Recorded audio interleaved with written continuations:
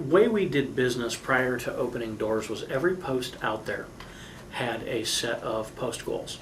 And it could have been 4, 5, 6 things that you as an interpreter were supposed to talk about. And a lot of the interpreters measured their success on whether they got in all those goals with every person who walked in the door, Okay.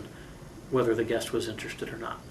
Okay. And you could really tell sometimes when they weren't, because they would be looking off in the corner or It would be sidling looking at their towards watch, the trying door, to right? see how quickly they could move on to the next post.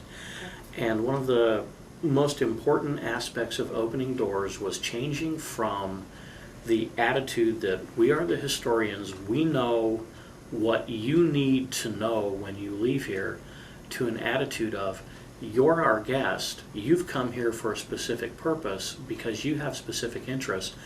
It's really our job to find out what it is you're interested in and provide that experience for you. The interpreters at the time, we now refer to them as experienced facilitators, changed was that they went from being an interpreter of history to someone who was there to help the guest have an experience. So it was no longer the more you know and the more facts that you can relate, the better. Facts are still important. Historical accuracy is still very important. But we also want them to be able to interact with folks and provide experiences, hands-on experiences, minds-on experiences, and very definitely unique experiences. What factors prompted you to make that change, to start looking at that? Well, we started doing guest research, and one of the things that we found was we were getting a lot of one-sided interaction. We put some audio recorders on families and sent them out. And when we transcribed those, what we would find in a lot of cases is there'd be an entire paragraph of the interpreter talking, and then the guest would say, uh-huh, or that's nice, that's neat, that's really cool. An entire paragraph of the interpreter talking and another very short response from the guest. And what we were also finding was that a lot more of the interaction between the guests, between family members, was actually taking place as they were talking between interactions with interpreters. So they were getting kind of an information download and then processing it among themselves when the interpreter wasn't present. And we got to thinking that, that's probably not the best way to do this. Well, what's wrong with that? Tell us why you all decided that there was something wrong with that balance or that set of interaction.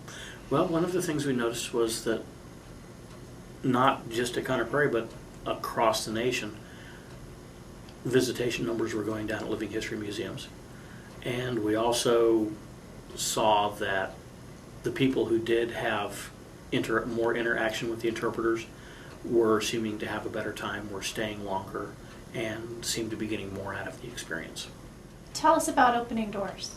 Where did the phrase come from? And where did the idea come from? Well, the idea originally started with our then president, John Herbst, who had been doing some traveling and went to a few museums where he thought that the guest interaction was really good. And he came back and challenged us to find a way to create more meaningful, more interactive experiences for the guests, both from a minds-on and a hands-on point of view. We also created a team at the Golden Eagle Inn, which is one of the posts in Prairie Town, and that particular post for that was a year and a half period was kind of our prototype.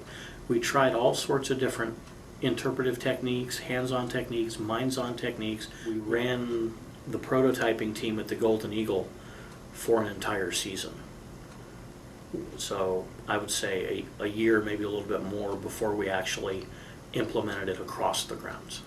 One of the most interesting things we found in the whole process was that the staff suddenly had a lot more energy as they started working with people and following what the guest was interested in, because you're not saying the same thing 57 times a day, word for word. We did have some members of the interpretive staff, mostly some of the folks who'd been here for a very long time who couldn't necessarily understand why we wanted to change things. And most of them have come around when they saw the positive effects that we had from the guests. But there was a little bit of, we've always done it this way. It works for us. Why can't we keep doing it this Right. way? Rolled this out in a series of meetings, what we plan to do and what we were asking them to do, and brought in 5 large file boxes of the guest research we'd done, and basically made it available for any member of the staff to look at to see what our guests were saying about us. And hopefully that would help them see that it was coming from our guests and the need for change. At the time, we actually had a dedicated staff member who was responsible for guest research, and later her title changed to guest advocate, and her primary responsibility was interacting with the guests, interviewing the guests, and finding out what it is that they expected, what it is that they needed from us. And as we saw patterns, we used those patterns to help redirect what it is we were offering in the way of a product. I think probably the biggest surprise was how quickly the guests bought into this. One of the really positive and immediate effects was we saw a lot more people participating, because even those who weren't necessarily comfortable talking to people might jump in and try an activity.